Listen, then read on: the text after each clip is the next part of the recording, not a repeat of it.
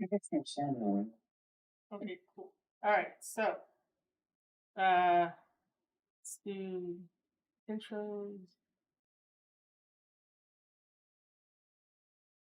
I don't even know what I'm gonna say for my intro. This is how unpredictable these freaking live streams can get. Oh well. What is up, Rinku Army and wrestling fans across the world? I am Marie Shadows. I am the host and the creator of the Square Circle podcast, and this is a weekly wrestling chat where we get to talk about all things wrestling, especially wrestling that happens, behind the scenes, whatever news we get, and our thoughts about like general shows and everything. We do have like a schedule or an agenda, whatever you want to call it, about the topics we're going to be covering, which would be the WWE releases, talk a little bit about NXT 2.0 and like women's wrestling. Then we'll get into AEW Full Gear because I want to do some fantasy booking. And then we'll talk everything New Japan Pro Wrestling because at the end of the day, that's definitely my company to go towards and to cheer on. And joining me, we have Revenant. Revenant, what is up, man? How's it going? I'm good. Awesome. Thank you for joining. I know that we're going to begin with the WWE releases, and it's been really unfortunate that people got released from WWE, even though it's really not to be surprised, just because WWE does WWE things. That's what I say. But I know you wanted to talk about the releases, so go ahead. The floor is yours. What can I say about the releases, man? It's still prevalent until the day of budget cuts, quote unquote budget cuts, and still prevalent. Really, we all know that WWE is going to sell. We all know that Vince is probably going to sell his company. We all know that it could happen. But with what happened when superstars that were released, every snake in one of them, they flee his beautiful bride. Mia Yim, Scarlett Bordeaux, Killer Cross, Nia Jax, and surprise. I mean, so many more talented, prevalent people actually getting released. From Eva Marie getting released too. B-Fat getting Taya Valkyrie getting. The whole Taya Valkyrie thing, I did not even see that. I did not even see that coming. Like, really. For a lot of reasons. Do I feel surprised about it? Yes, I do. But what I don't feel surprised about is Jax actually getting released to her mental health. I mean, she's had to deal with her mental health. Nobody was going to help her. Nobody was going to support her. At the end of the day, she did have a few great matches, and she has had a few ups on the road because of inability, because of her being a big girl and everything. But she has tried best in the square circle. But a lot of people need to realize that it wasn't entirely her fault at the end of it. It was just miscommunication. So, as wrestling fans, we gotta support, these wrestlers through these tough times, and the same can be said for Ring of Honor, MLW, New Japan. Even with Ring of Honor being permanently closed for the time being, but they'll be back in 2022.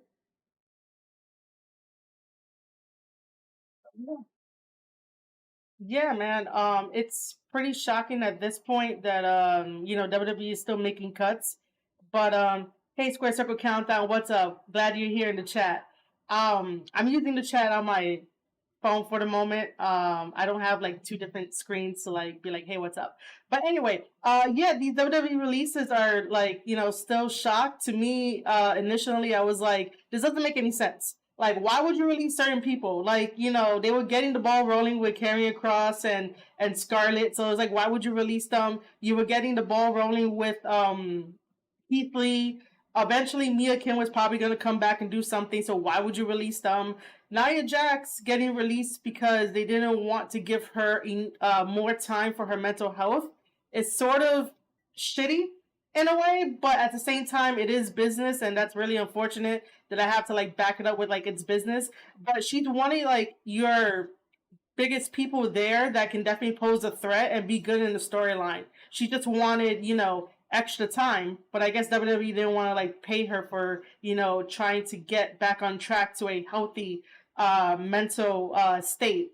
Um who else am I surprised by? Oh, Aaron Smith is another one. who? Harry Smith is another. Oh yeah. Harry Smith.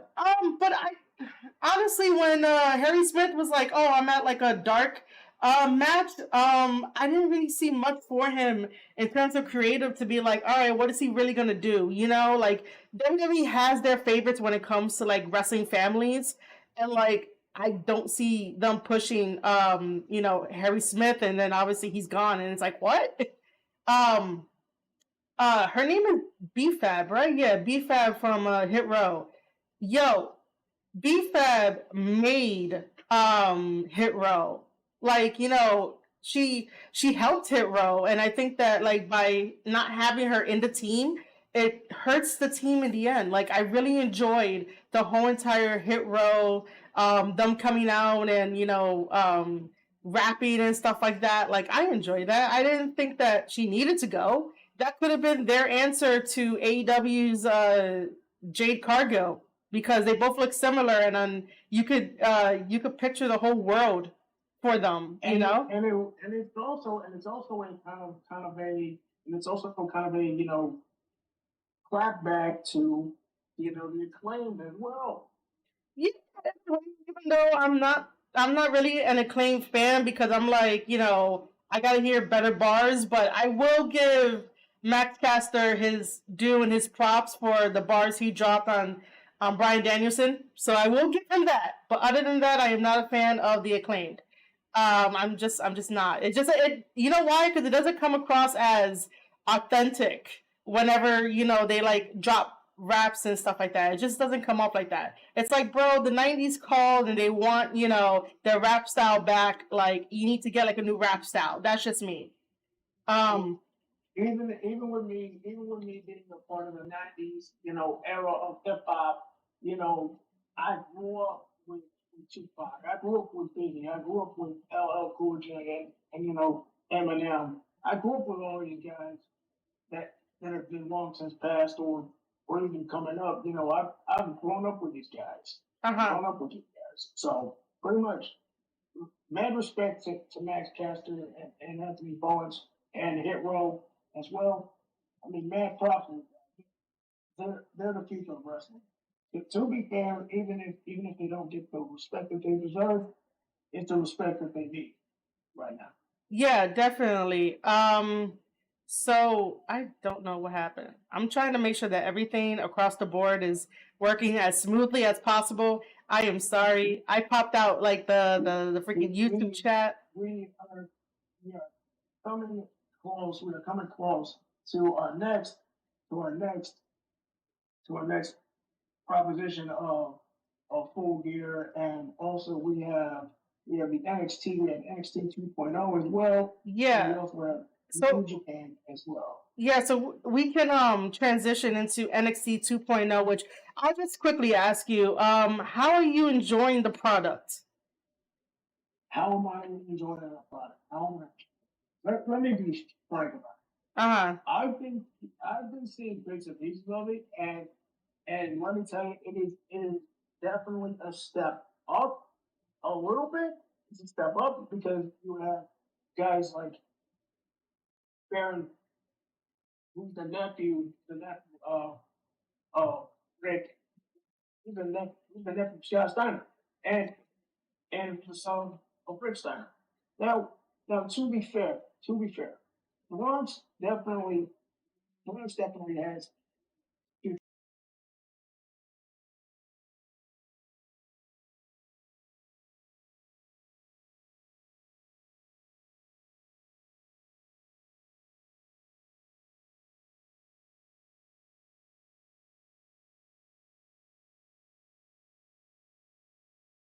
That would have been something good.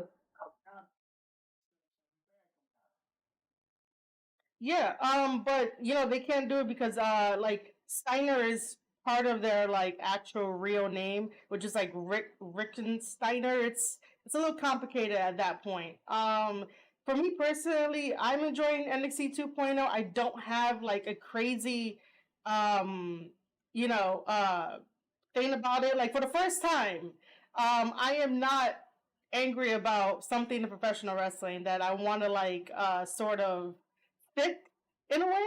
I'm more used to like, all right, this is bad. This is how you fix it. But NXT 2.0 is something different. It feels different. It feels like its own thing. But yeah, I'm not really like I just watch it to watch it now. The other thing I wanted to mention there that I said that about like the women issues and stuff like that about women's wrestling. Toxic stable with Mandy Rose and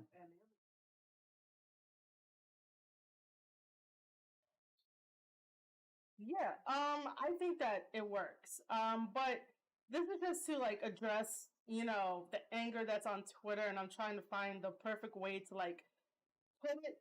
You know, um, First of all, I am like a totally different girl. I think different. I don't take things like very seriously. Well, I do take things seriously. I don't really get offended as easily. I should say that.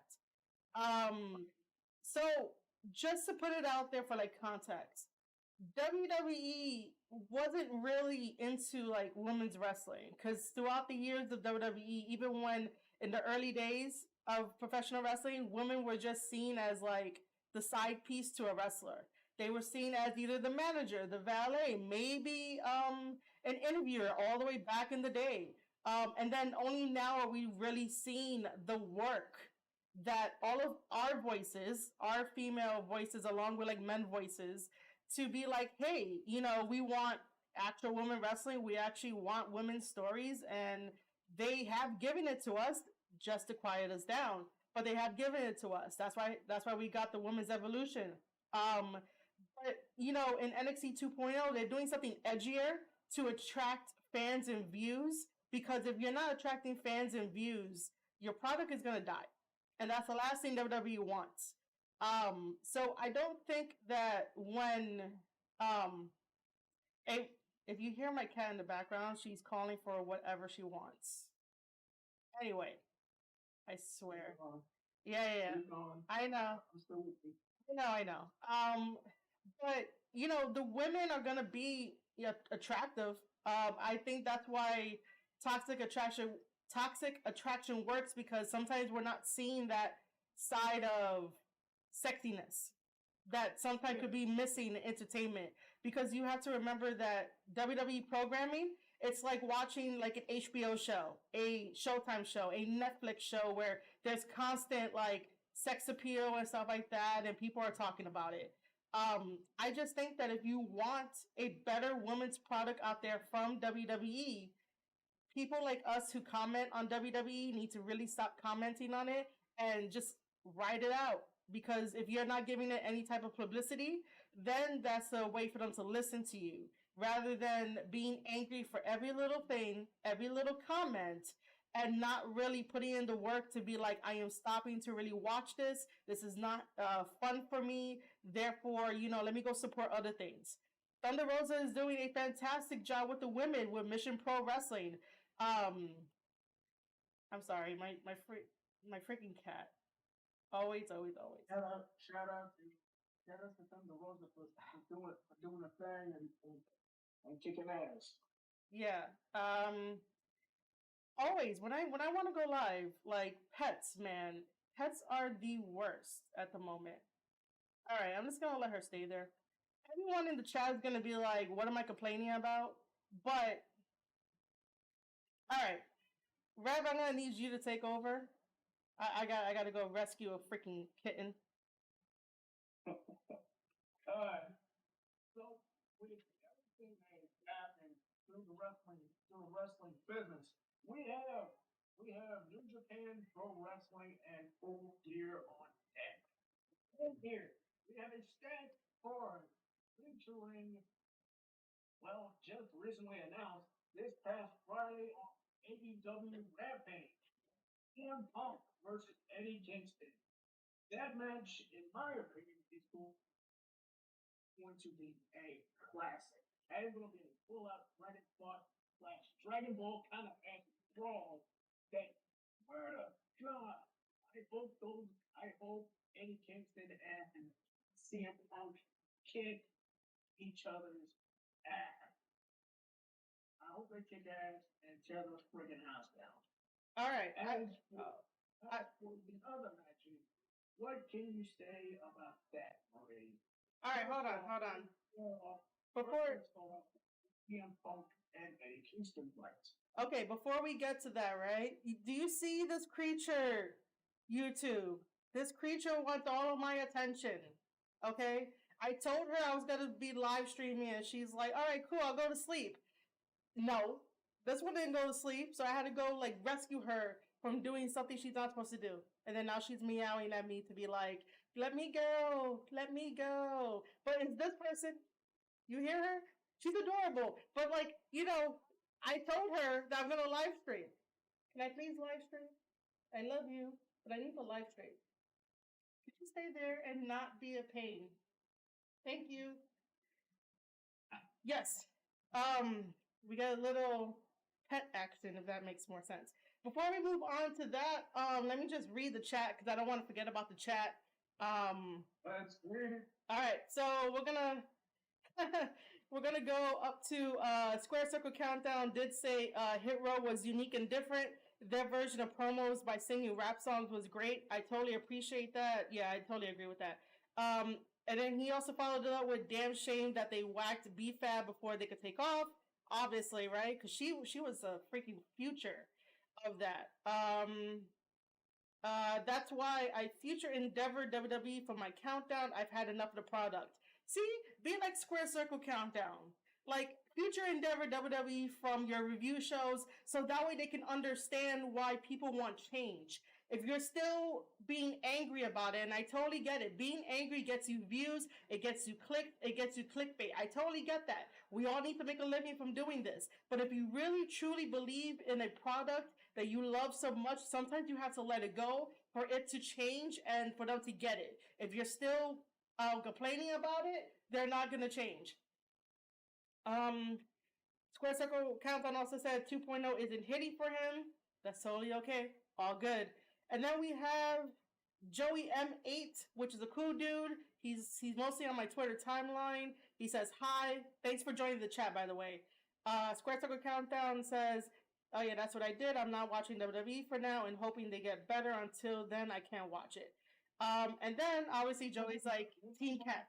What's everybody talking about? What's everybody talking about me? Me helping out. What they saying about me? Helping you out with this. I mean, nothing new has popped up in the chat. I mean, you're doing a great job in helping me out, especially when I had to go save my cat from doing something stupid. And again, she didn't listen to me at all. I thought we had an agreement, Cat. I want a dog. I really want a dog. I don't want a cat. Anyway, all right. Good job, Cat. Stay there. Don't you do anything stupid. But yeah, that's just my take on like the women issues. If you really want to support women's wrestling, you support Thunder Rosa. You support Women's of Wrestling that's going to be coming out soon. You support like anything else that includes Stardom. Yeah, Stardom. Because they are fucking killing you. They are fucking killing you to a degree, man. Yeah, I wish I could watch Stardom, but I don't have like enough money to like have Stardom and freaking New Japan. By the way, Square Circle Countdown says your guess is really low. Hey, how low is he? Because and Impact Wrestling has the best women's roster around. Really? Because I don't know how low he is. Because I'm using a direct mic. I don't know if I need to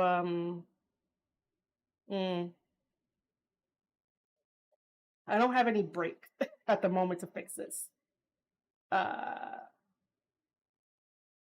You know what? We are going to take a short break while I fix that. Thank you, Square Circle Countdown, for mentioning that he's low. So yeah, give me 1 second, guys. Um, let me. Let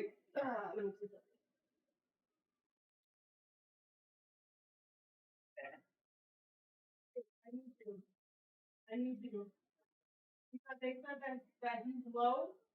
I don't know how to bring him up.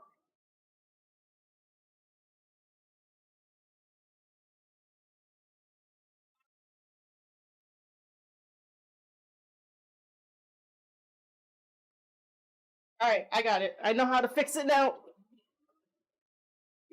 All right. Give me 1 second. We're not back yet. I need to do it from you. Oh, there it is. Okay, got it. Um. Okay, so hold on. All right, so we should be good this time. So I raised your volume, so awesome. Thank you. Yeah. So hold on.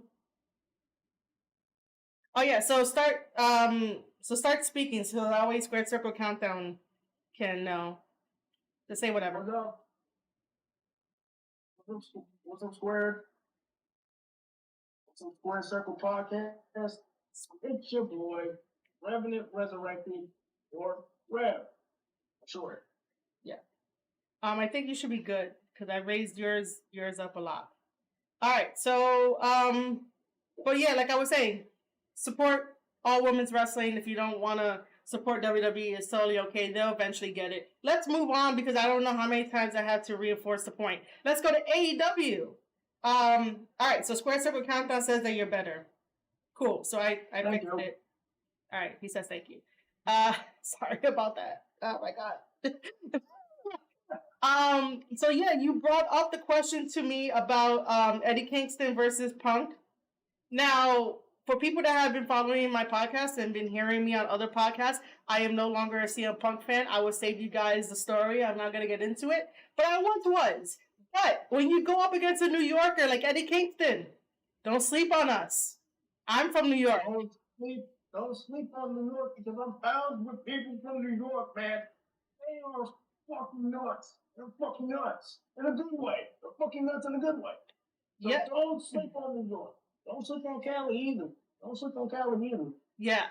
But for this match, Eddie Kingston better get the win because for some reason when it comes to AEW and like New Yorkers, when is the last time New Yorkers really got a win? And I'm not talking about the squash matches that Santana and Ortiz will have on AEW Dark. That does not count to me at all. But seriously, where are my New Yorkers in AEW? Like, where are their wins? So Eddie Kingston better get a win over Punk only because I am biased because I don't want Punk to win. And for me, if I gotta be honest about this, it's not from my personal perspective, but this is from me being a guest. If I gotta choose between Punk or Kingston, I gotta go Kingston on this one. See, Kingston for the both of us. The rest of the card match, if I can like see it here, we do have Britt Baker taking on Tay Conti for the championship belt. Unfortunately, AEW Women's Championship. Yeah. For my pick, it's still gonna be around Britt Baker's way from Hater and Rebel. It's just a no contest at this point. Yeah, unfortunately I see it as Britt is gonna be retaining it. I think they have someone else in mind to take the belt off of her. I really wish it would be like Thunder Rosa to do it, just because they have like an excellent chemistry going and Thunder Rosa has been putting in the work ever since. Like I I'm gonna have to go with Britt on this one. Sorry, Tay Conti, and sorry to all the Tay Conti fans who are like, love that girl. She's really good, but Britt is retaining that title. I can't see it here. I see we have Brian Danielson and Miro, right? They're fighting, right? Yes. Yes, they are fighting for the TNT Championship. Well, not the TNT title, but they are fighting for the right for the AEW World Heavyweight title. Oh, because of the freaking tournament eliminator, right? Yep. Oh, okay. All right, you almost confused the hell out of me. I was like, what? I don't know. I do know that Miro has a really good promo. I don't know. What's your pick? Ooh. Personally, if I gotta choose, because those two have had a great time together because they faced each other before. They faced each other in WWE as their former aliases, their former names. I had to remember that. I definitely Brian because of speed game. So really, I gotta pick. All right, so you're picking. You say you're picking Brian, right? Yes. All right. I'm gonna have to pick Miro only because I'm like, either way for both of them, it's too early for a shot. Just my thing because I want to fantasy book in a little bit, but I'm gonna have to go with Miro because of the size, power, and strength. And then I see we have FTR versus Lucha Bros. Do you have any backstory on this to catch me up? Man, but for that, they actually got, and this is for FTR. They actually got the AAA tag team titles a couple of weeks ago. From the Lucha Bros because they were paid not just by Andrade El Idolo, but they were also ordered by MJF to take the titles off the Lucha Bros. So honestly, it culminated with not just the animosity, but they wanted the AEW tag team titles back. So with that being said, the Lucha Bros finally caved and gave FTR a chance for the AEW World Tag Team titles, and I gotta put my money on Lucha Bros retaining. I gotta put my money on that. Oh, okay. So wait, the Lucha Bros are still tag team champions. Yes. Okay. The tag team champ and the AAA tag team champs are Okay. FTR. Got it. I'm gonna probably just go with Lucha Brothers retaining as well, only because, I mean, what's the point of giving it to FTR? Like, I love those guys. Those guys are really great in the ring, but ever since they lost to the Young Bucks, it basically like I just lost interest. Um, just so you know, I will get to everything in the chat after we're done with the predictions and stuff. We're almost done with that. We have MJF versus Darby. Again, another one where I'm like, why is this happening? Why does it need to happen? Like, why do these two need to cross paths? But I'm just gonna quickly go and be like, It crossed paths before, and literally this is before AEW. It's before AEW before, so really with them, we all know that both of them hold countless victories over each other.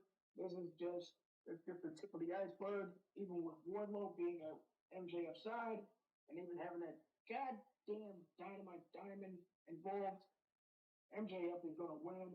I have no earthly idea if Sting's gonna be able to, come out save his face painted butt.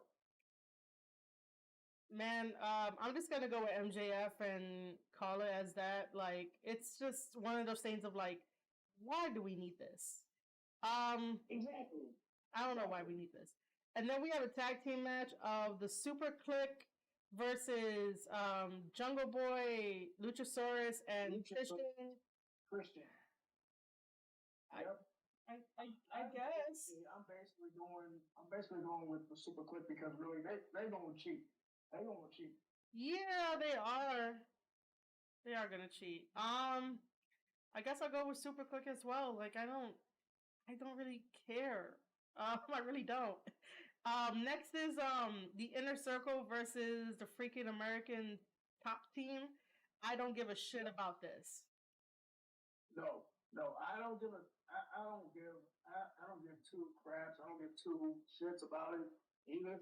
I'm just picking Inner Circle just to end this damn feud. Just to end this damn feud. Yeah, which by the way, if AEW actually did listen to the fans, right? Dan Lambert would not be in a square circle. As much as we complain and we're like, yo, you could use that time for women, for developing women's segments, whether that's backstage, in the ring, or whatever it is.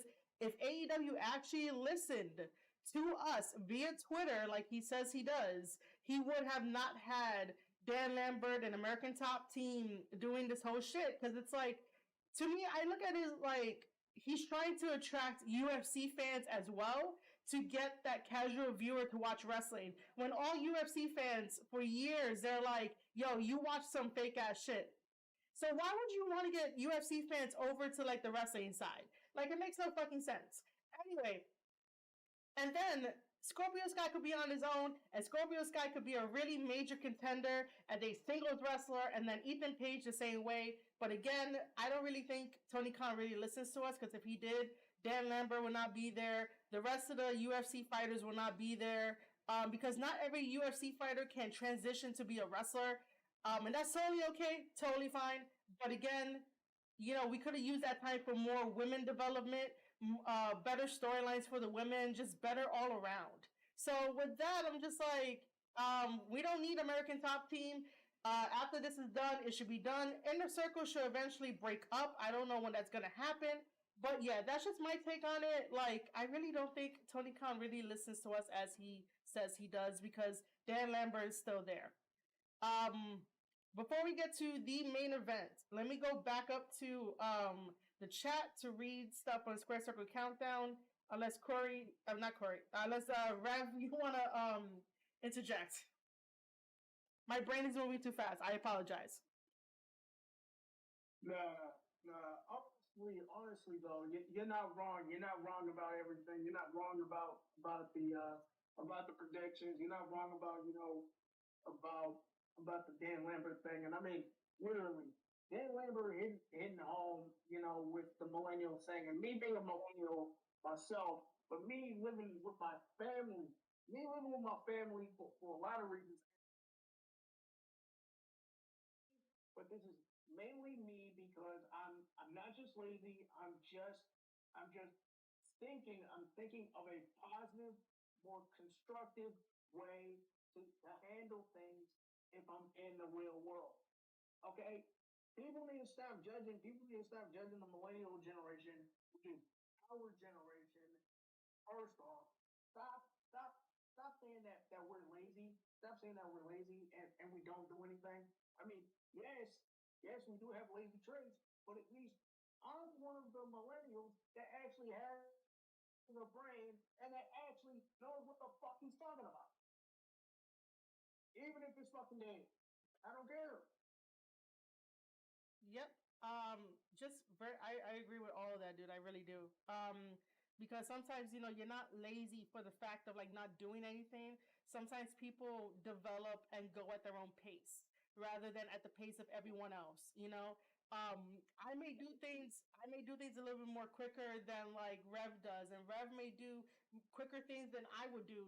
Like this is how we're all different, yet we all have the same goal of trying to be better for ourselves and trying to make the best out of like life. We don't need Dan Lambert to fucking like poke the bear and be like, oh, you guys are all lazy, you're this, you're that. Like, don't be condescending. Like, AEW was supposed to be like inclusive and like make you feel good. It doesn't feel good when someone is saying condescending shit to you when they don't know you, and you shouldn't really take offense to it. But at the same time, like it shouldn't be the focus of every single promo that he comes out to. The only good, especially if it's not satire, going back to like NXT 2.0, we have Gacy, right? Is that how you pronounce his name? Yeah. Okay, I so think so. yeah, so you have him, right? He's doing the whole like woke type of gimmick to like make a safe space for like the ring and stuff. That's all satire. The reason why I'm not upset at him is because I know it's satire and it's making fun of everybody on Twitter that like wants to be woke and wants to like help at every fucking second. Dan Lambert, on the other hand, is like, you know that shit is not satire. You know somewhere deep down inside that like he feels that way. You know, and yeah, that makes promos a little bit more believable. But again, AEW is supposed to be fun. Dan Lambert's segments with the MMA with wrestling crossover is not fun. Like, this should have never really happened. We should never really had a program that lasted what, maybe like 6 months. I may be exaggerating, but like it feels like that. It should not be like that. I want story AEW. You guys can tell great stories. And by the way, if you ever need a writer, you can just contact me. My DMs are always open. I always gotta put myself over because that's what I like. Um, let me let me go to the chat. This is all from Square Circle Countdown. He has FTR all the way. Um, they deserve everything they get. They're the best tag team today, and I love their traditional tag team values. I do too. Yeah, FTR does have the AAA titles. It's for the Lucha Bros AEW tag titles. They do have the shortest tag team reign in the company, meaning FTR, which is sad. It's super sad. Let's see. Square Circle Countdown picks Darby for the win against MJF. He picked Super Click, just more heat on them. He picked Inner Circle for the win, and he's also over the MMA wrestling crossover. And yeah, and I agree with Square Circle Countdown that realism is always better. I totally get that, but don't like take it to the extent of yo, we should like uh be condescending to everybody. Like, no, I'm there to watch a show to escape a shitty reality for like 2 hours, and you're gonna criticize me and say condescending shit like my mother would. Nah, we ain't fucking doing that shit. This is why Dan Lambert doesn't need to be in AEW. Anyway, let's move on. I have a special I have a special question to you, Rev, because I asked this on Twitter, and it kind of got like a really good reaction for it. So the question is, right? I'm gonna set it up because you know how we have this whole story of Hangman and Kenny, this whole entire story going on, right? So The 1 year story. yeah, Story. so everybody is like, if they give the belt to Hangman, it's predictable. If Kenny Omega cheats to win, it's predictable, right? So here's my question. What happens if Hangman Adam Page cheats to win? If that happens, knowing that, with the Dark Order's help, ooh, ooh, pulling a classic. Even if you just toss the belt to Kenny, causing causing a huge distraction, thus rolling his ass up for a 3 count. It would still be great. It would still be great TV. It would still be great for the pay per view.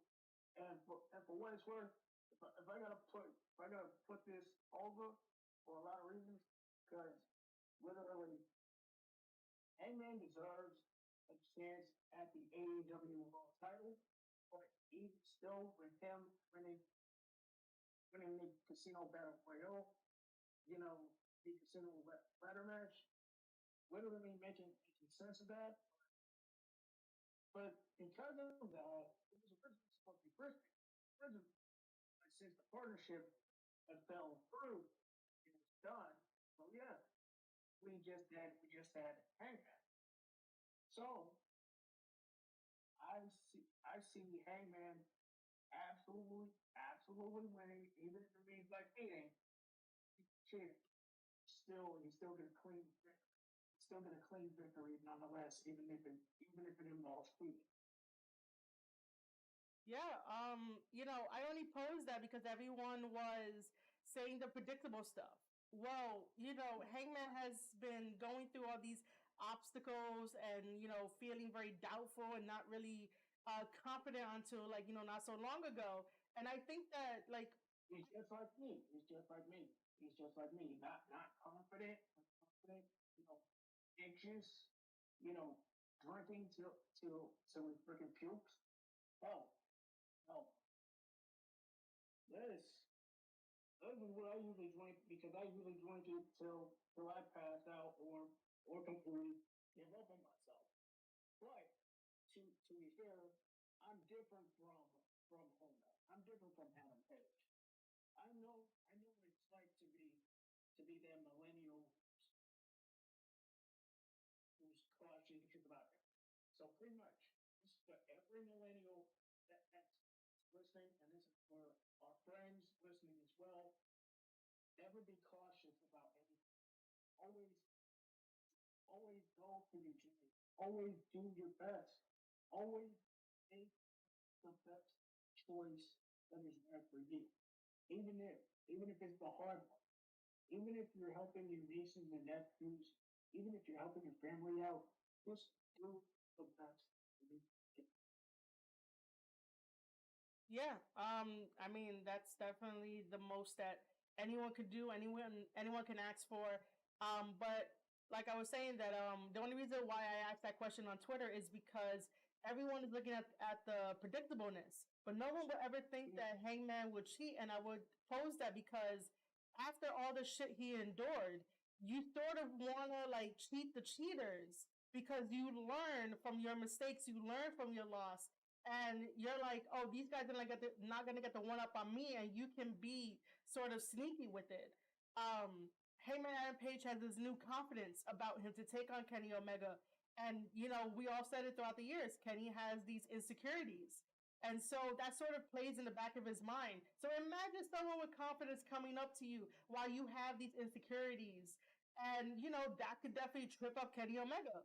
And if it does, Hangman better take full advantage of it, whether he has to cheat or not. A win is a win, a win is a win. It doesn't matter. The same way that Kenny cheated to win the AEW title in December, Hangman could do it. And that could be the start of planting a Hangman heel turn because I personally don't think a year, 2 years of drinking and whining and self pity creates dynamic characters. I need something more from Hangman Page. I need to see a turning point in Hangman Page because a smile that gets you a pop can only take you but so far. And I know that Hangman could definitely use a different character layer to what he already is doing. And I definitely want him to prove Jay White wrong when he faced Jay White in 2017, March 24th, 2017, at New Japan. Um, this is when they were in Cali, and he was facing him for the IWGP United States Heavyweight Champion at the title. LA Yeah, specifically. This was yeah, in LA. This was in LA specifically, where all the voice actors like Stephanie Shea and all of them were at. And basically, this is exactly why everybody's been doubting, Hangman to the point because literally he hasn't had, the full confidence. He hasn't had, the full determination that he's had, and he hasn't had a chance at becoming a champion like a singles champion, a full-on singles champion. He's only been a tag champion for multiple times throughout his career, whether it's NJPW or freaking Ring of Honor, or even to a point, with AEW. yeah. And so, during the back and forth promos that they had for like their press conference, Jay White destroyed the shit out of Hangman Adam Page. So this is why I'm saying, and this is why sometimes AEW fans can get a little blinded and a little annoying because it's like Jaded, a little bit jaded too, a little bit jaded. I guess when you talk out of turn and they get offended. I just don't really like use that term a lot. But For someone like me who's been watching professional wrestling for like the longest and accomplished things in the wrestling business, like I know what I'm talking about. And when I follow things, I know what I'm talking about as well. So like Hangman has all these obstacles put in front of him. He obviously did not defeat Jay White to get the IWGP US title at that time, but they had an amazing match. But just the fact that Jay White would say certain things to him, which are fact, of him, being in Cody's shadow, being in the Buck's shadow, and all this stuff that was happening with him, because essentially it does look like Hangman plays second fiddle to like everyone else in front of him. And so, with all that experience leading up to Kenny Omega now in 2021, this is why I would advocate for him to just cheat a little bit to prove all of his. All that animosity, Yeah. animosity can prove to be dividends, because honestly, living off those shadows and living off that perspective can get you so far. Yeah. Even if you have to go to the dark side. I mean, trust me, I've been going to that dark place in my own head for years, and I've been doubting myself, but I've been using that to my advantage. Even if I represent the Bullet Club, even if I represent the Dove Club, for a lot of reasons. And yes, the Dove Club is a spinoff of the Bullet Club. So basically, shout out to my buddy Eric Kamer, shout out to Tama Tonga. Respect for Bullet Club and respect for Dove Club all around. Yeah, so that's all I'm saying, is that because Hangman has been through all of this stuff, in the back of his mind, it bothers the hell out of him. So all I'm asking is for, something small. It doesn't have to be a really big cheat to win in your face. It could be a very small cheat to win, small, all puns intended. Just because of, I want him to have more character to what he's already presenting us. I don't think drinking a beer after every match is very helpful in terms of story, in terms of development. Yeah, sure, Austin did it, but it was a different time, different era. I guess I'm gonna say that. But other than that, like that's the one question I posed about, what if he cheats? Now let's go to some fantasy booking. What happens if uh Adam Cole, right? What happens if Adam Cole turns on Kenny Omega and sides with Hangman Adam Page? Because we can. If that happens, that is retro freaking fusion. That is retribution, because I've actually been playing this scenario in my head. I've been playing this scenario in my head ever since Adam left the Ring of Honor for WWE. Like, really, planning revenge is a dish that's served cold. Yeah. So think about it, AEW fans. If you're watching this and you're an AEW fan, back in the day in Ring of Honor, right? So Kenny Omega at the time was over in New Japan Pro Wrestling. He was representing the Bullet Club and taking on. I think this should have been the time he was taking on like Okada and like the really awesome like series he had. It should have been around that time. Wow, in the States, you have Adam Cole and the Young Bucks, and they formed their own team. So what you're seeing now on AEW programming is them trying to recapture the glory days of Adam Cole and the Young Bucks. And this is why sometimes Kenny Omega will be like a little hesitant to tag in Adam Cole and to like really be friends with him, because he knows that eventually Adam Cole is going to come for him, whether or not he has the title, but he's going to come for him, because it's kind of fucked up that when they killed off Adam Cole for BTE for him to go to WWE, that there was no mention of him, no like, hey, how's it going, no check-ins, and then all of a sudden when he comes to AEW and he gets resurrected, he's like, oh shit, what year is it? Where am I? Oh, I want to talk to Hangman Adam Page, and the Young Bucks stop him from doing that. So, what's not to say that someone shows him the clip of him dying and being like, what the fuck happened, right? This is where story comes into play, and I know that the Young Bucks and Kenny can tell a wonderful story, but it's not really hitting because everything else that's happening in AEW is such a huge fucking distraction that I'm like, yo, I can't focus on like one story that I want to love.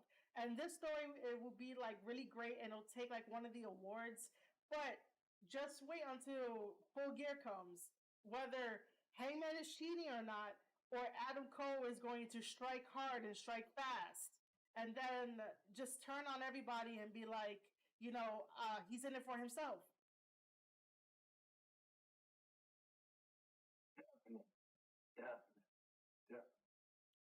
Yeah, that's like the only like fantasy booking I was gonna be having with like AEW, because honestly, I want the Hangman and Kenny storyline to be done because I followed it for a very, very long time. And no, AEW fans, it did not start in AEW. It started all the way back in 2016 to 2017 when Ring of Honor had the partnership with New Japan Pro Wrestling. So please do not come into my mentions and be like, oh, it's only AEW. No, the world is bigger than AEW. I just had to get that out there. Like, the world is bigger than that, guys. Like, let's move on. That is clarification for everybody who's in chat, and that is clarification for everybody who's on Twitter, who's on Facebook, who's on Snapchat or Instagram. Before we move on, Squared Circle Countdown said, it's weird that Bully Ray said it's too early for Paige to win the AEW title. One day, and I hope you guys are listening to this and you watch this, throw my name in the hat so that way I could like be a guest with Bully Ray and David and like help them out with some booking storylines and decisions. See, I get where Bully Ray is coming from, where he says that it's too early to put the belt on Heyman Adam Page. The only reason why I would agree like 15% of that is because when Hangman took the time off to have his son and be with his wife, again, congratulations that you're a father, there was no poking of Hangman Adam Page through Kenny Omega through promos. So when he comes back, that fucking momentum is dead, even though it's not. But technically it's dead. And I'm like, yo, you should have still had like some jabs in your promos, Kenny, to, make people remember. That's the only reason why I understand where Bully Ray is coming from. But I'm done with this. I need Hangman to have the belt, and I need the next chapter or whatever to really happen. So a lot of people said that, oh, grabbing the belt is bad omen. Oh, grabbing the belt is bad omen. We get it. We get it already, guys. So shut the fuck, please. Shut the fuck up. But you do know that grabbing the belt is a WWE thing, which, again, when AEW is like, yo, we're going to get away from WWE and we're not doing WWE things, what do? Hangman holds the belt. They switch it up and do WWE things. Yep. And no one believes me. No one fucking believes me. Or they don't want to listen to me. It's okay. Anyway, Square Circle Countdown says Hangman and Omega... Oh, wait, hold on. Hangman and Omega storyline has been a slow burn. Which, by the way, I don't mind slow burns. Don't think I don't like it. I like slow burns, but shit, give me some more, man. Like, don't just put out crumbs. Give me at least a breadcrumb so that way I could be like, all right, cool, I'm satisfied. Even as a nerd who watches anime, come on. We need a good balance here. Come on. Exactly. Paige was made for this moment. Yes, he was. But again, I wanted Kenny to still have some jabs in his promos towards Hangman so that way that momentum does not drop off. That was the booking's fault for not building a storyline in his absence. Yes, 100%. And grabbing the belt was famous in Mid-South. Yeah, I know that part. Yes, it was. I know that part. So with that being said, let's talk about New Japan Pro Wrestling, which is definitely one of my favorite companies to watch and just talk about because I understand story there. So New Japan Strong and New Japan Power Struggle. Let's talk about it because shout out to the commentators at New Japan Strong. Shout out to the whole roster. Shout out to Tama Tonga. Shout out to the Bullet Club. Shout out to the fucking Dog Club. And shout out to wonderful host, Alicia. Yeah. So did you thank you for all that. Did you manage to watch Power Struggle? Yes, I did. Oh God, like this first, even just looking at the results, like What the hell did I just look at? I mean, come on. Images, yeah, it is crazy. All right, so you wanna go first and just tell me your thoughts and stuff like that, and I'll jump in. Oh, bro, Jesus Christ! Where the fuck do I begin? Where do you want to start? We could always start in the middle, work our way backwards. I mean, I skipped some matches, but I skipped like the first couple of them because I wanted to see the trios match and like beyond. Well, let's start with the trio match. Let's start with the trio. Let's start there. All right, so go ahead, man. What's your thoughts on that? Swear to God, that is quick, fast paced, a lot of tags in and out, really a lot of good storytelling to be had. And swear to God, we know that a lot of those guys are definitely going to be top contenders for any title, whether it's the tag titles of the heavyweight division or junior division, or even going for the U.S. title, or even the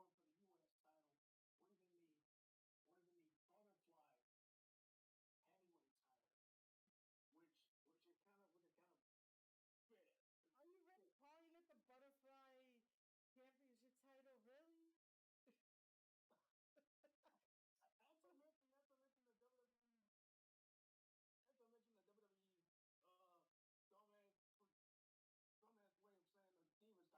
All right, man. All right, back to the six-man tag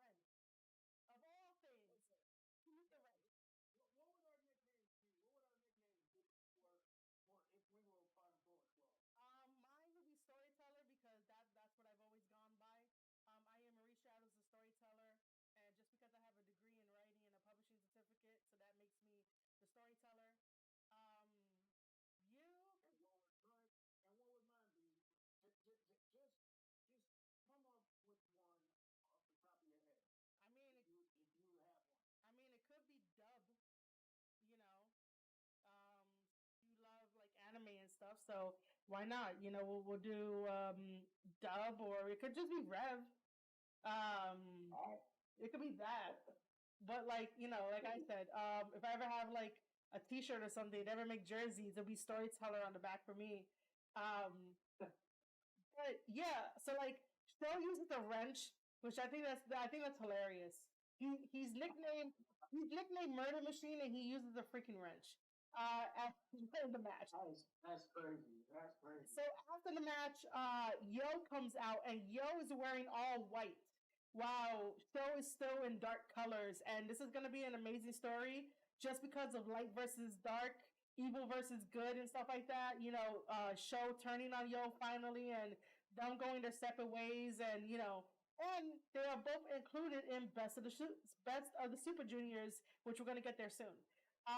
Aside from that, I'm actually looking forward to Best of the Super Junior, because if I'm able to watch the stuff on YouTube, if I'm able to watch the stuff on YouTube when it's available, I will definitely watch it. I will definitely watch it. But if we're able to watch it here on Discord, then hell, I'm up for it. We'll see. We'll see what happens.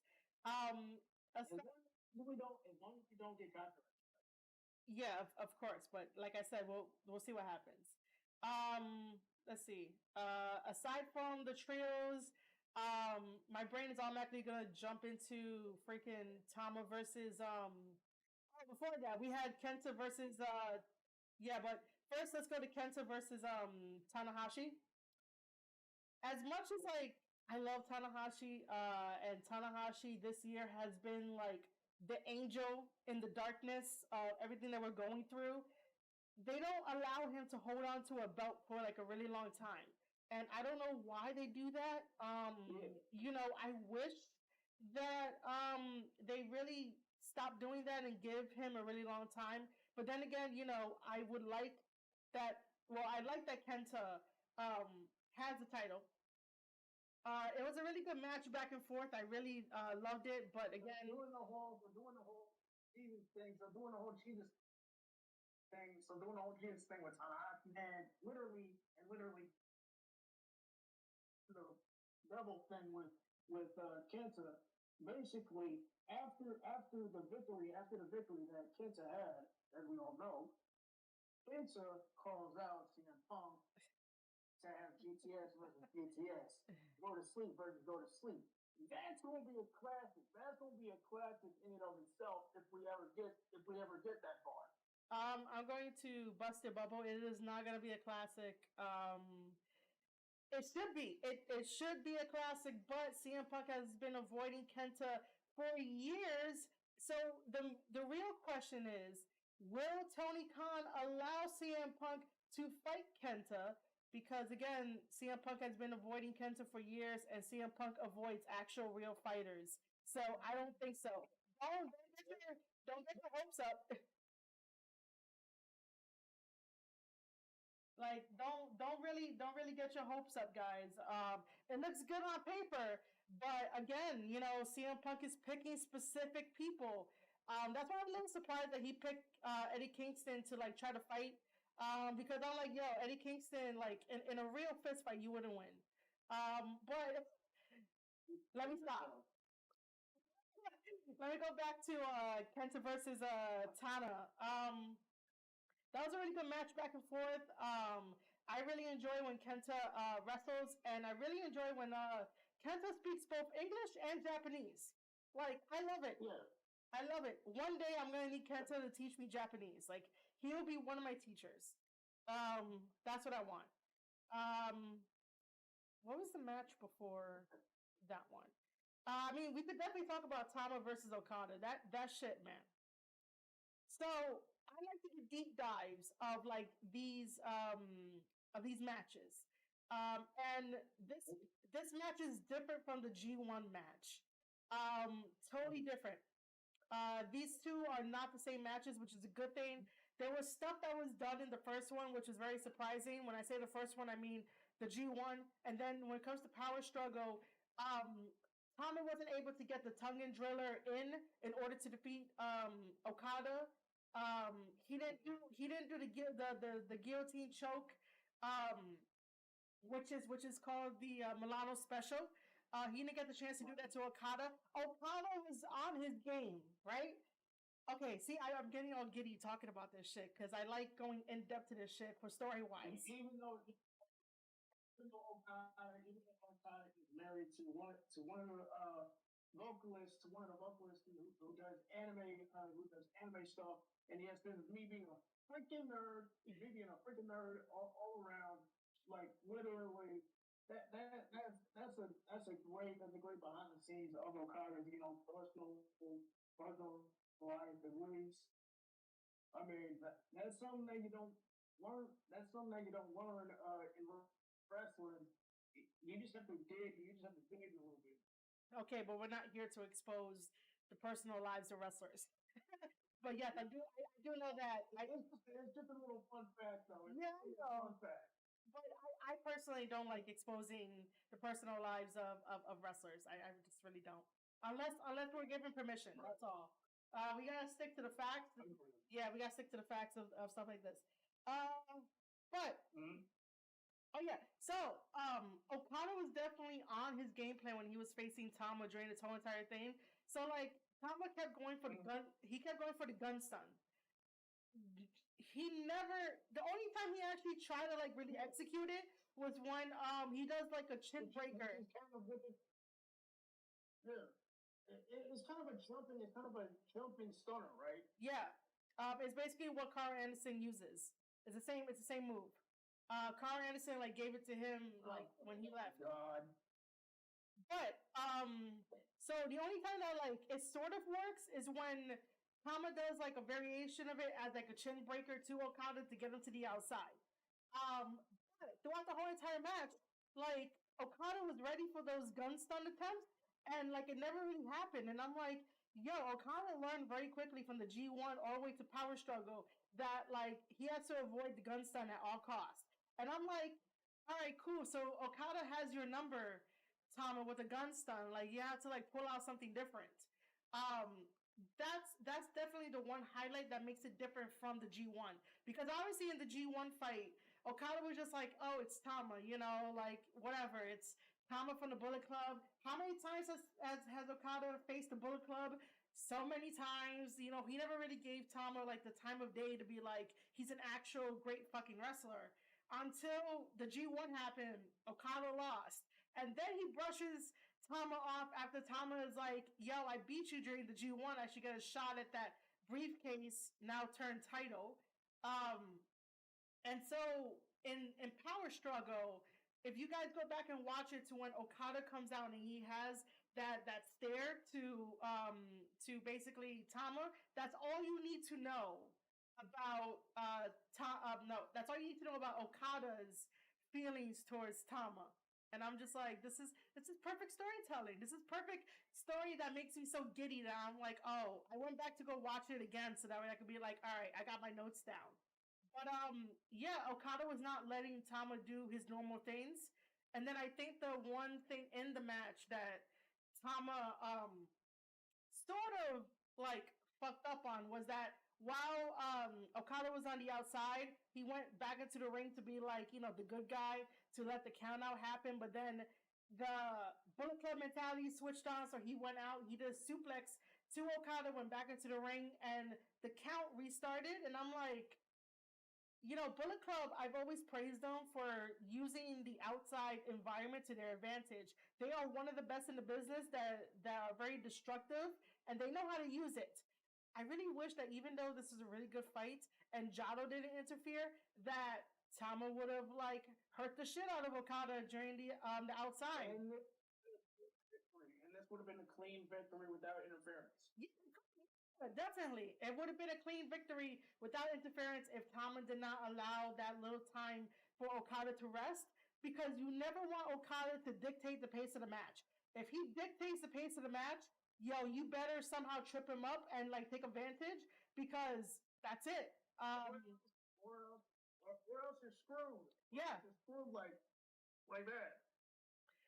Or else you're screwed. Okada is definitely a master at this game, at like professional wrestling and all that. Like this is why he's the golden boy and like the top tier. But again, like if you have him dictate the match, like he was dictating the G1 match until Thomas started pulling out tricks that like we don't really see him pull out. And that's like Okada's probably like, oh shit, Thomas actually good, you know? But you know, I really enjoyed the hell out of this match, and I will have a podcast episode strictly dedicated to the differences between the G1 and Power Struggle because it deserves all that praise and like all that kind of stuff. But yeah, when I'm serious about it, so like these are like my notes that I take for this stuff that I'm really passionate about things like that. Um, and then we Genius level intellect, genius level intellect, and also a casual, anime nerd. That's what you are. That's what you are.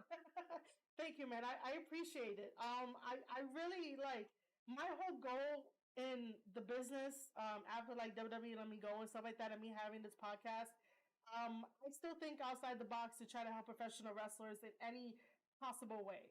If professional wrestlers are stuck on their character, like my DMs are open if you ever want to like bounce around ideas and stuff like that to like get to the next stage of your character. And it's okay if you don't, but to help wrestlers get themselves over is the one thing that like one of my goals to just get them over because I love this business so much and I can look at things differently than what the casual fan would tell you at like a meet and greet when they're like, hey, your match was awesome. But I'm the one that's breaking it down to be like, this was good, this was good, this is good. Make sure you focus on this because if not, like, your opponent is going to take advantage of it. And if he's willing to take advantage of it, or if she's willing to take advantage of it, then you gotta do something too to like get the one up on them, right? Like it's a two-way street, it's a dance. Professional wrestling is a dance. It's one of the best sports that I love. And if I didn't have professional wrestling, I would be writing novels. That's about it. And then I'll be boring. But I'm clearly not boring now. Um, Nah. okay. Uh, the main event of Power Struggle. Yep. Shingo versus Zach Zaber Jr. Yo, Oh. that match was amazing.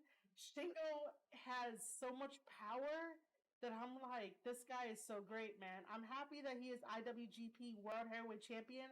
And he represents like New Japan like crazy and represents LIJ.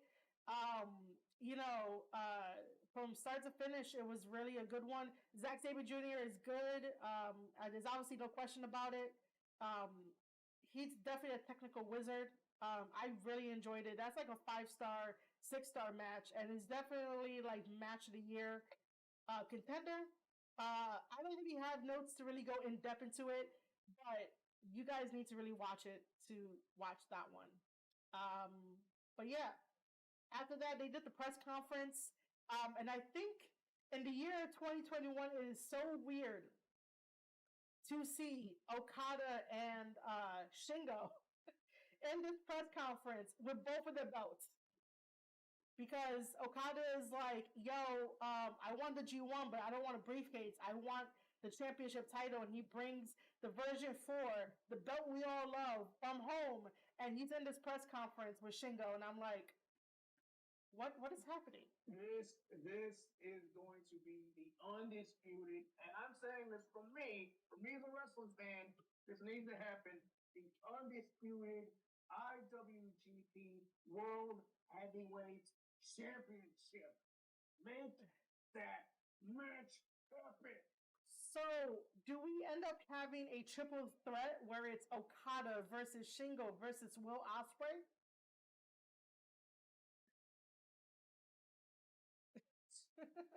Let's do it. Let's kick this match up a notch and have it no disqualification. Anything goes. I mean, I guess, man. I guess we could do that. I just don't want freaking Osprey getting hurt again, and like no one has asked Osprey how his neck is. I mean, I would ask it out here into the universe. Maybe I'll tweet at him and be like, "Yo, how's your neck?" Because no one has asked him. I just want to make sure it's okay. Right. But yeah, maybe we will get a unification, but then what's the point if the belt that Shingo has is already a unification of the old belt plus the Intercontinental? Like, why would we have a unification? And that's not true. Yeah, so like it wouldn't make sense for it. But Okada did say that he has more ideas in mind, you know, for like I guess the belt and like other things he wants to do. And I'm here like, okay, Okada, like, all right, slow down, man, you know. But Okada gets what he wants. That's why like Tama during his backstage segment was like, congratulations, Okada, but fuck you. I'm just like, I'm just like, oh, that's Tama. That's Tama for you. But I know I'm probably missing a really good match from Power Struggle, but those were like the 4 or 5. I can't count right now. Those Um, four. 4? There was there's a fifth one. I'm saying the ones I talked about. The trios match, Kenta and Tana, Okada. Yeah, I only talked about 4. Those are the ones that stood out to me, and those were the ones that have the most story that I can definitely go in depth to be like, hey, they did this move because this is this, and this is how it translates to like the overall story and stuff. Because you gotta take into account like Okada is very arrogant, and this is where well we're gonna get to fantasy booking in a little bit because I just realized something like an outcome that happened during Power Struggle, which let's jump into New Japan Strong. So first of all, before I get to my fantasy booking, for New Japan Strong for the showdown in Philly because it's finally up on New Japan World. Yeah. I was not expecting TJP to take the pin for the LA Dojo to win. So it was a tag team match. It was TJP and Will Ospreay representing United Empire taking on LA Dojo, Ren Narita, and Clark Connors, which, by the way, both of them are fantastic. I did not expect TJP to take the loss. I did not expect United Empire to take the loss. Oh shit, I just remembered the Power Struggle match. The Great O'Khan versus Yano. We'll make our way back. Go ahead. We will make our way back. But anyway, yeah, I was like, I didn't think TJP would take the loss, but it was a really good match from start to finish. My question to like TJP would be like, how is the crowd different from MLW to New Japan fans? Because when I was there for Fightland, not many, I guess many people booed him for like MLW fans, and then in New Japan Pro Wrestling, people boo him anyway. So I guess there's no different. But that must be really like weird. It's because he's a heel. It's because he's a bad guy. Yeah, I totally get all that, but like sometimes when you represent like MLW, you might get a different reaction than when you represent New Japan. You know, you're dealing with 2 different crowds. So like that's the only thing that I would ask. It'd be like, yo, how does it really feel about like 2 different crowds when you have to like play what you gotta play? Even though he plays a heel on both, it's like, how does it really feel? You know? And then we find out that November 13th is a battle in the Valley, which is gonna be at San Jose.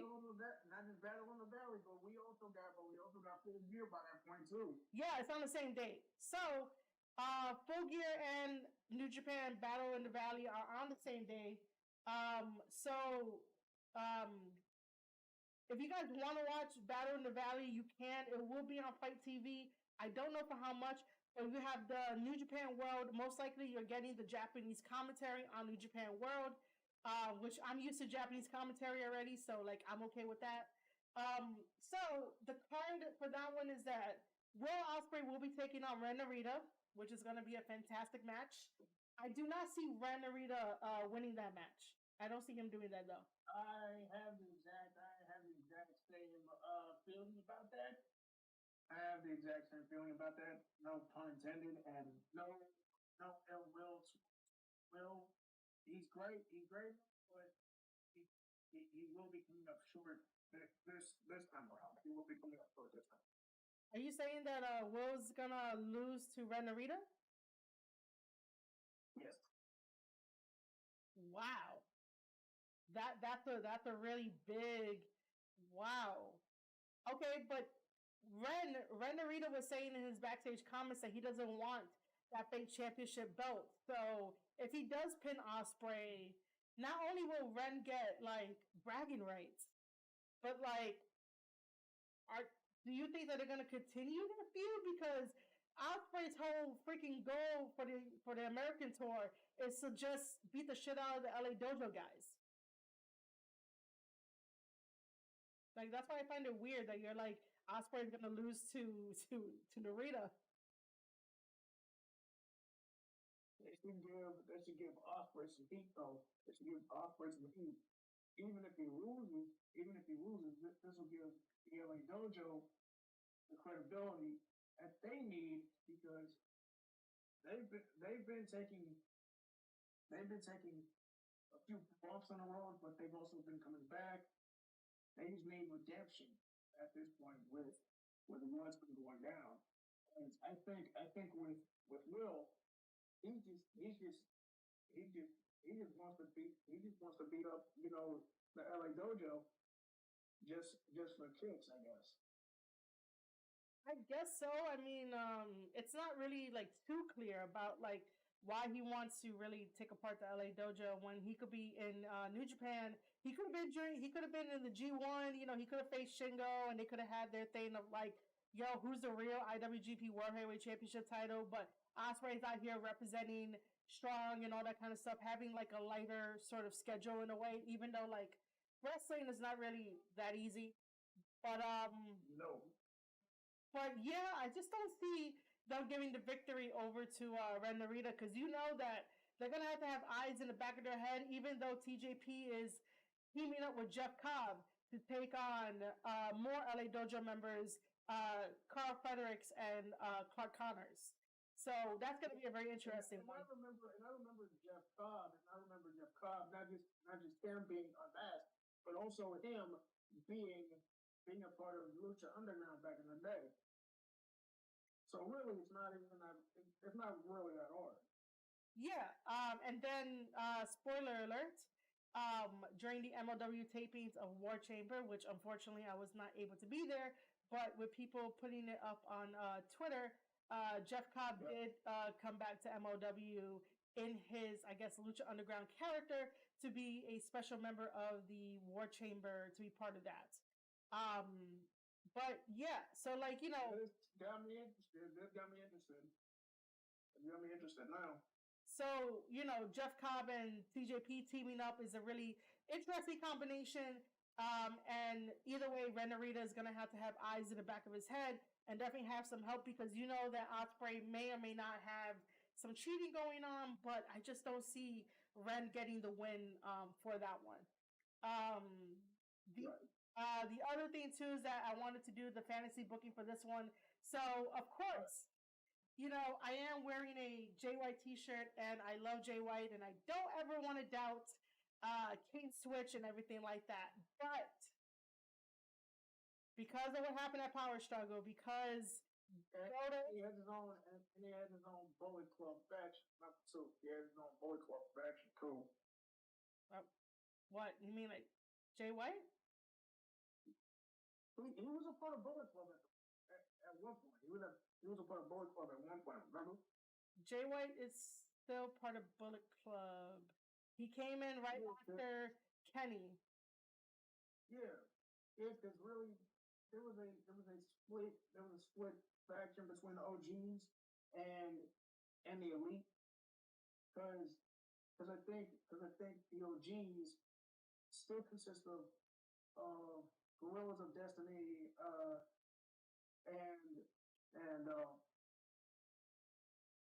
I forget the others. The OGs are just Tama and Fale.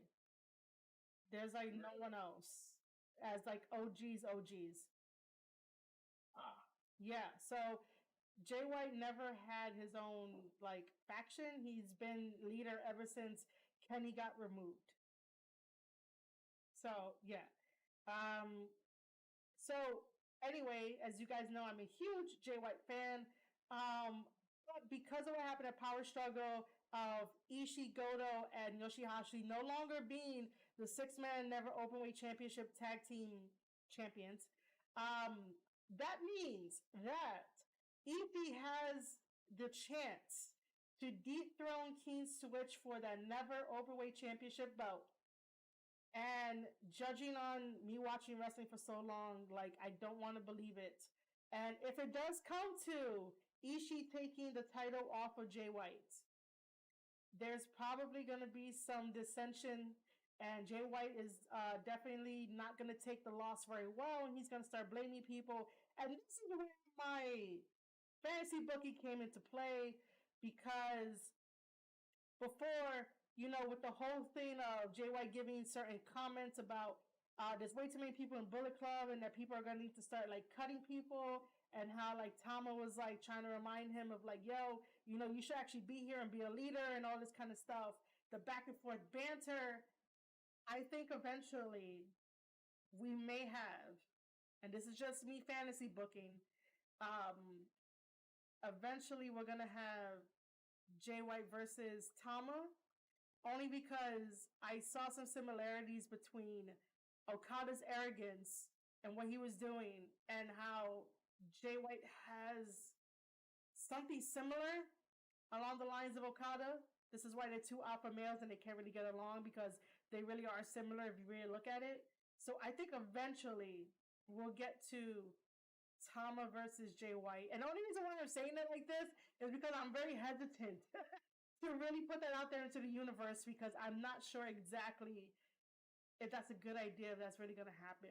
But I do know now that because Ishii is no longer a champion, and he's going against Jay White for the Never Openweight Championship title, which, by the way, I'm really tired of Jay White versus Ishii, because they're very special guys. They could put on special matches. I just don't want them to run their course, and they ran their course and whatever. I just think that when it comes to Battle in the Valley, Ishii is probably going to take that belt off of Jay White. And I don't know what's going to happen. He's got to. Why? I mean, literally, it's probably for the best, because honestly, with Jay, this can be the beginning of the dissension, as you said. Yeah. We've been hoping for this. We've been hoping for this. Well, I don't want Bullet Club members to fight again. Like, I hated the whole fucking Bullet Club Civil War we got in Ring of Honor. And by the way, I don't think Cody ever fucking needed a Bullet Club. Like, that was fucking stupid. He should have never been in the Bullet Club. But I don't need another Civil War. Like, I love these guys too much to like have another Civil War and go through the fucking emotional heartbreak. That was part of the first one.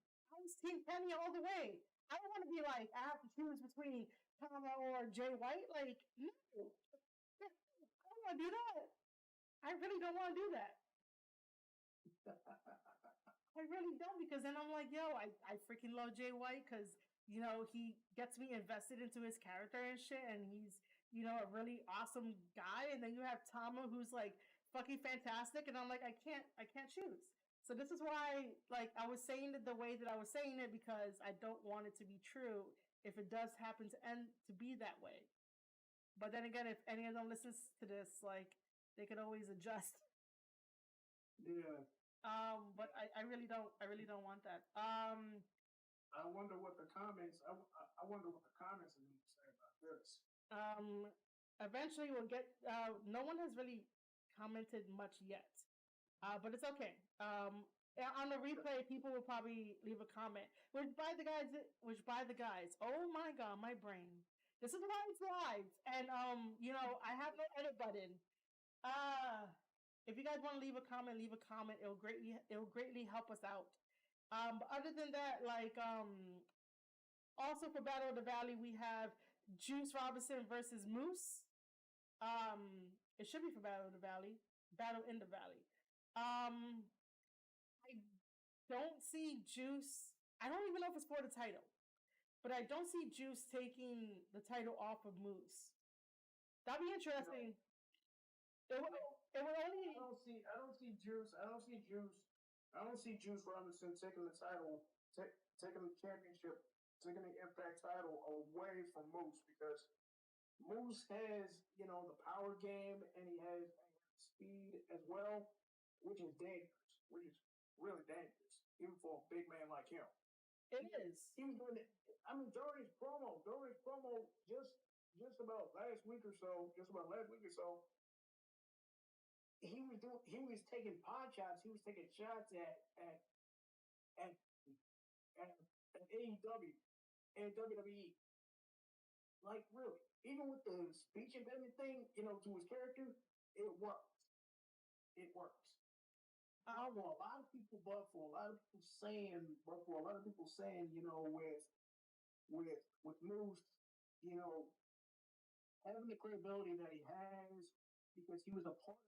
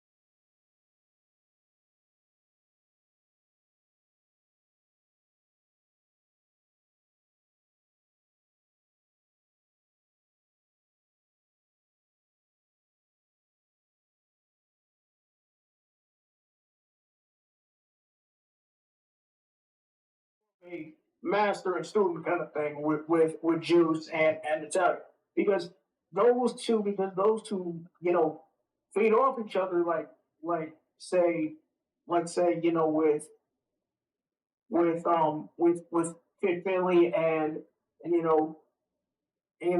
when Fit Finley was having his WCW days. Uh-huh. This is exactly why that with David Finley he's second generation, the third generation of a wrestler who was a part of the wrestling business.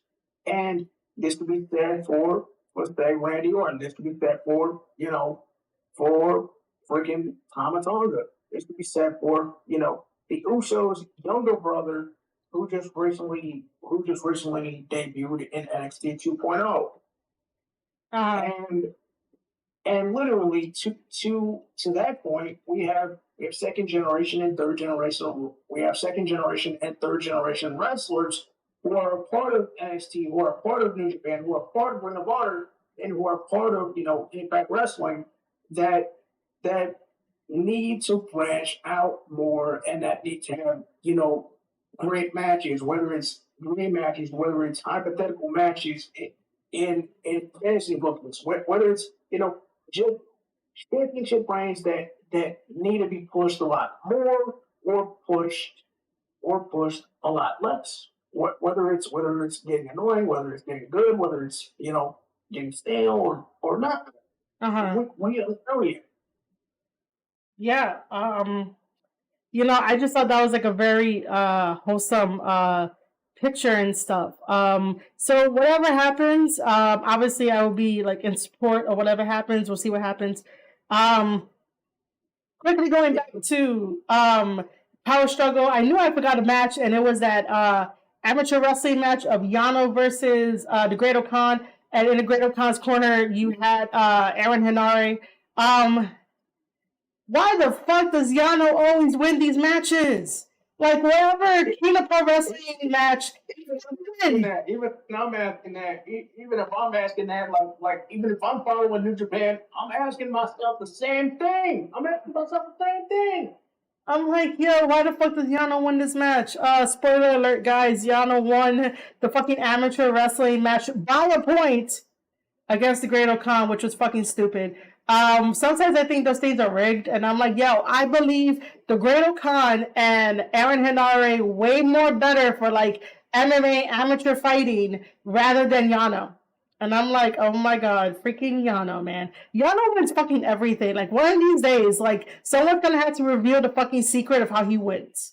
But on the flip side, I do appreciate the fact that New Japan Pro Wrestling does a lot of different style matches just to interrupt like the serious matches and the matches that will be really great, I guess great star rating wise. I really don't want to use the word banger. Key component within the mashup of wrestling. Yeah. To the point where I was like, oh, it's great to know that New Japan Pro Wrestling has a kinky side because they had a handcuff match. So it's great to know that. Oh, God. What? Why? So look, hold on. It was like a Royal Rumble style type of thing. And if you got handcuffed to one of the various handcuffs, either around the ring or in the ring, you were eliminated from it. You just had to watch what happened. This was when Chase Owens took the Kena Pro Wrestling championship from Yano, and then Yano got it back after a hardcore match.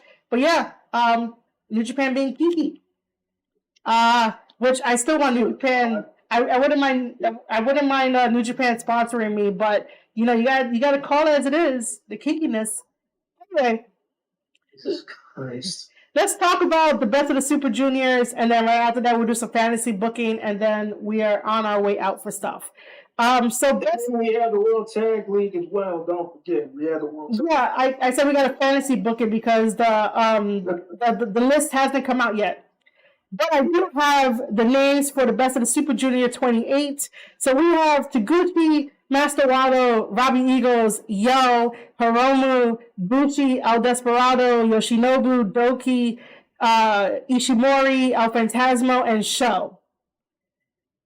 I don't mind El Phantasmo there, but I was really enjoying El Phantasmo's chemistry with Chris Bay and Hikuleo in Impact Wrestling and stuff. And I'm like, yo, why would you take them? Like, they could not add Hikuleo and Chris Bay to the best of the Super Juniors if Hikuleo is allowed to be part of best of the Super Juniors. But why couldn't they add Chris Bay into this? Yeah, like, really? the finesser, man. He's a good dude. He's a good dude. Come on now. Which, by the way, he has fit perfectly into Bullet Club, and I really enjoy that Chris Bay is there and more of his personality is coming out. Like, it's a really good transition. The only thing that I am really interested with is Yo versus Show, just for like the story wise and stuff like that. Yeah. So hold on, we have Corey B Elite. He just came into the chat. Yo, what's up, man? How's it going? And obviously, I didn't say what's up to Vortex. Vortex, you're amazing. You know this. I love you either way. Thanks for always being in the chat and everything like that. And you're learning about wrestling. You're gonna be like, wow, this is a lot to take in. Robbie Eagles styles his hair like an eagle, which is kind of interesting. I was noticing that during Power Struggle. I was like, yeah, your name fits. But then again, he did betray Bullet Club, so I gotta joke on him. Yeah, I was just hoping that we would have got like fresh names in Best of the Super Juniors, but I understand that they were probably like pressed for time in order to do it. But yeah, I'm probably gonna be watching every match. Maybe give you guys like some feedbacks on the match. But I'm definitely looking forward to Yo and Show. Any other comments you want to make about Best of the Super Juniors? Man, I hope this turns out to be an instant classic, because from the past Super Juniors that we've had from at least 2018 till now that we've had, it's been nothing short of amazing. Because the only two that I've missed were 2020 and 2019.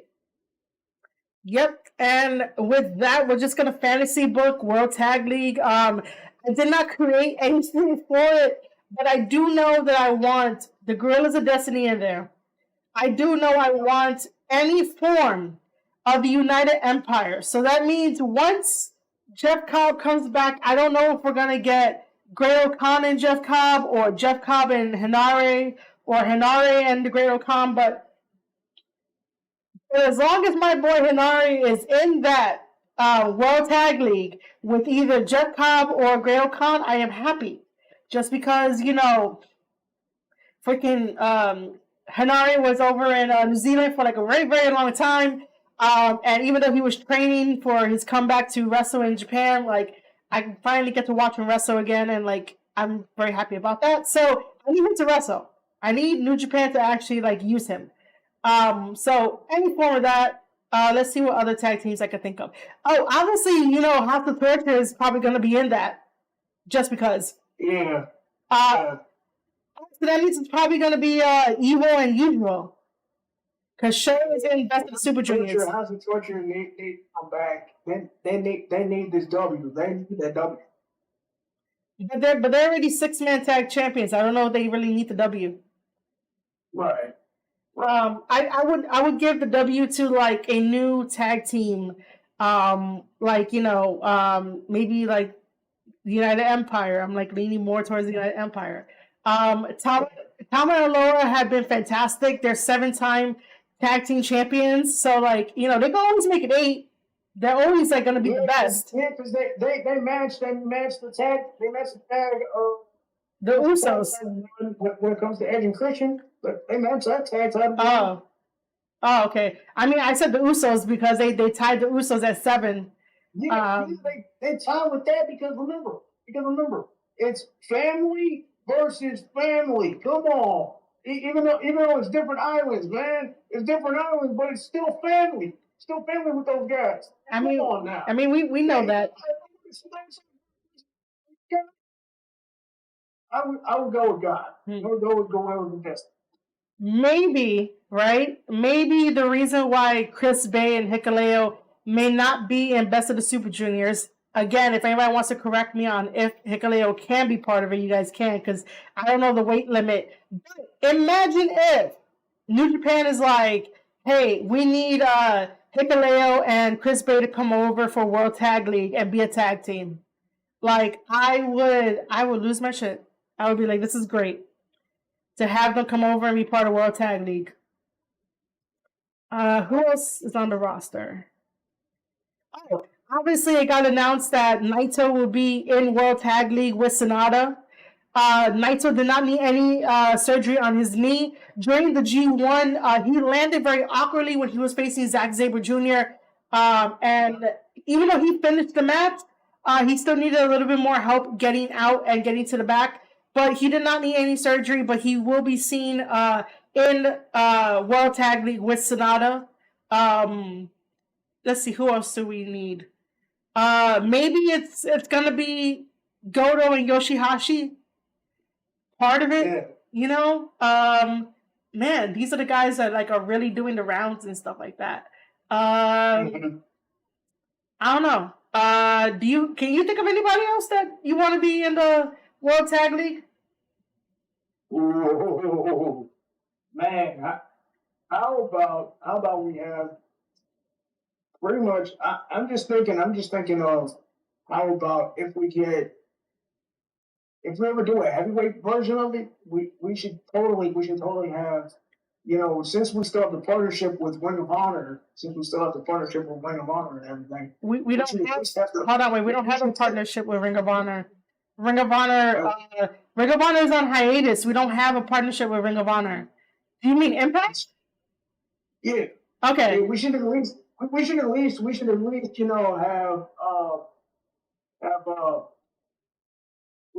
have Jason Alexander and Petey Williams. We should have those two. Pete Williams accepted an offer from WWE to be a producer, so he's not with Impact at the moment. Yeah, so you mean Josh Alexander and whoever else that he wants to have? Yeah. Yeah, I mean, I would love to see some Impact guys be part of World Tag League and stuff. So that would be really nice. Maybe I should sit down and be like, yo, this is like the fantasy matchups that I want. So yeah, ladies and gentlemen, if you want to give your comments, predictions, fantasy booking about who you would like to see in World Tag League, make sure to drop a comment. That would be very great. So I will, interact with them and be like, yay, boo, or nay. But I'll be like, oh, that's really interesting. But yeah, that does it from me and everything else. Do you have any closing comments in general or anything? But my closing comments is for everybody who's commented and for everybody who's supporting Marie Shells, keep doing your thing, and for everybody else who's been a part of this whole thing, keep doing what you're doing. Always follow Marie Shells on what she's doing on Twitter or even Discord for that matter. And with that being said, you can catch me at Revenant R on Twitter. Pretty much, if you do have Facebook, just catch me as my real name. It's Brandon Parks. If you just want to talk, that's fine. If you want to catch me on Instagram and talk, just catch me on Punished Reagan 426. And yeah. All right, so as you can tell, this is not my normal setup where I have like the little screen and like the whiteboard and everything like the first time around. I'm trying out Discord because I want to create a community that basically removes all the negativity and toxicity that you see on Twitter. So if Discord is your thing where you want to talk wrestling, you want to do off topics, you want to collaborate with other people in the network, and you definitely just want to get the word out there, the link to the Discord will be down in the description. So make sure you click it. And if you want to be a part of the round table here, you are more than welcome to do it. I will make sure to always put like an announcement inside Discord where, you'll know when I'm going to go live, the topics I'm going to talk about, and it'll be just like this. Me, Reverend, just talking, bouncing off ideas from each other, and me trying to be a great host while it's live, and I cannot edit anything because, as you probably saw earlier, I'm going to bother her. I'm going to bother her because she was bothering me. So this is live and unedited, and here's my cat again. To have a really fun time. And that's what I've always aimed to do, is have a fun time. So if Discord is your thing and you want a more positive, inclusive community, come on over to the Square Circle Podcast Discord. This was just really great. I wanted to talk about wrestling topics for like a really long time, especially like this past week because it's been piling up. But again, I do have individual podcast episodes. So with that, if you enjoyed this video, make sure to hit that like button, leave a comment, hit that subscribe button, and also the bell notifications. And if you guys want, Anchor.fm/Square Circle Podcast is for all regular podcasts with no video. And then there's Patreon and everything else. Again, all that stuff will be down in the description. I really don't want to make this a long ending, but I really highly appreciate everyone in the chat. I highly appreciate Rev for hanging out with me and just talking wrestling. And just stay tuned to my Twitter at Marie_Shadows to know when I'm going to go live. And with that, ladies and gentlemen, I will see you guys on the next one.